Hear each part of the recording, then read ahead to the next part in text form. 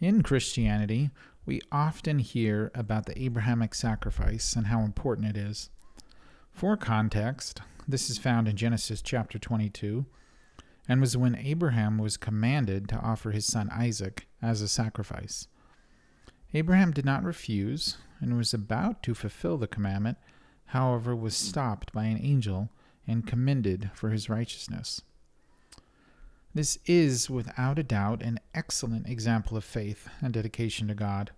However, this example alone is not Abraham's only sacrifice, and likely wasn't even very difficult for him. At that point, Abraham had focused his entire life on the worship of God. This is why God knew that Abraham could even comprehend a monumental request of that nature. We, however, treat such an enormous request as a once and done type of event and think that if we pass a huge test like that, then we are essentially spiritually set for the rest of our lives as we have proven our loyalty to God. This is, however, not how the gospel of Jesus Christ works in the slightest. According to Jewish tradition, when Abraham was a child, his father owned a shop selling idols where Abraham occasionally worked. Abraham knew the idols were not the true God, however, his entire society was centered around the worship of those idols.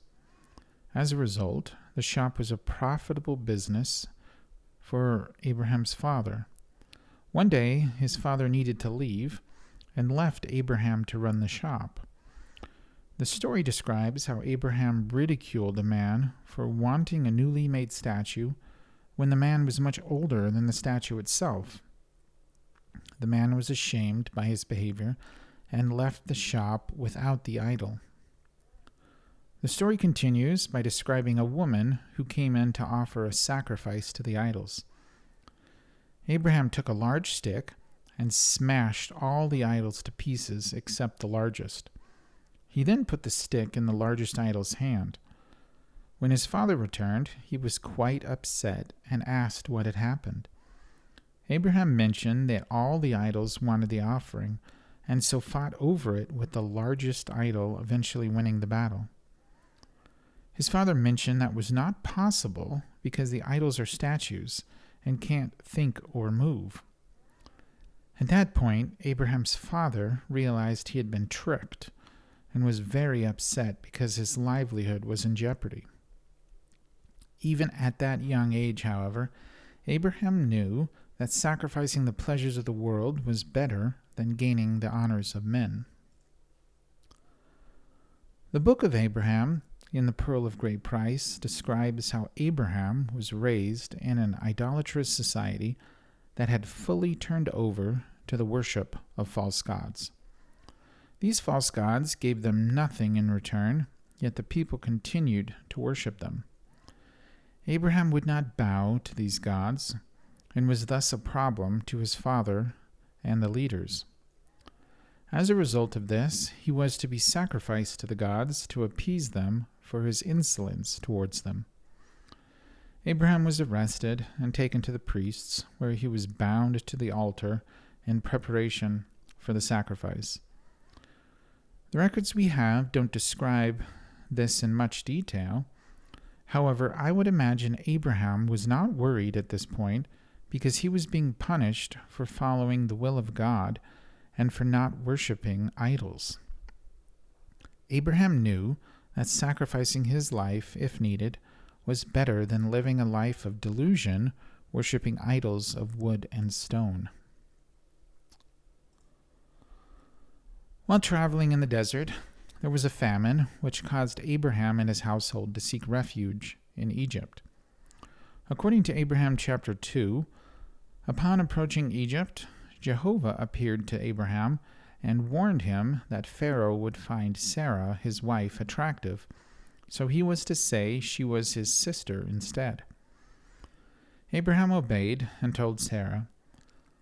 After approaching Egypt, the Egyptians did in fact notice Sarah and took her to be Pharaoh's wife. We are not told how long Sarah and Abraham were separated. However, it very likely was not a short period of time, and Abraham had no indication of how long it actually would be or what would happen to Sarah while she was away. During that time, Abraham was rewarded quite well for Sarah's sake. However, the record mentions that the household of Pharaoh was cursed with great plagues. Once Pharaoh realized the source of the curses and that they were from God on behalf of Sarah, he was upset with Abraham and commanded him to leave. Abraham knew that the separation from Sarah, his wife, was by God's design. However, there was no indication that Abraham knew she would ever return, or even how long it would take before she would, in fact, return. Abraham, though, knew that if God asked him to make a sacrifice in the loss of the companionship of his wife, then it was ultimately for his gain. Abraham knew that God asks nothing of us unless it is aimed at assisting us to become more like him. Lot was the nephew of Abraham and had accompanied him in all his travels since leaving the land of Ur. Very likely Abraham felt a sense of duty, since the records indicate Lot's father, Haran, was killed after professing belief in the God that Abraham worshipped. Genesis chapter 13 describes that after leaving Egypt, the flocks of both Abraham and Lot had become so great that it was getting difficult for them to coexist. Abraham didn't want conflict between his household and that of Lot's, so he allowed Lot to choose wherever he wanted to settle down, and Abraham would choose a different location. Lot surveyed the land and saw the better area, which, quote, was well watered everywhere, like as the garden of the Lord, end quote. Abraham, obedient to his word, chose a less ideal location to give Lot and his flocks room. Abraham knew that sacrificing the better land to ensure peace between them was well worth the cost. He knew that God could sanctify whatever location he chose as long as he continued to be faithful. Huge tests of our faith are certainly excellent opportunities to show to ourselves and God that we trust him. However, it is the smaller opportunities that mold us into the people that God wants us to be. Abraham was molded choice by choice until he became the mighty man of God we know today. Through our daily choices of obedience and sacrifice, we can also be molded as God wants us to be. Lehi wouldn't have seen the pillar of fire in 1 Nephi chapter 1 if he hadn't already learned to rely on God and pray with all his heart. Daniel wouldn't have been delivered from the lions in Daniel chapter 6 if he hadn't already learned to trust in God more than the king's meat. Peter wouldn't have been able to walk on water in Matthew chapter 14 if he didn't drop his net and follow Christ first. Alma wouldn't have been able to help lead hundreds of people to God in Mosiah chapter 18 if he didn't decide to first defy his king and listen to Abinadi.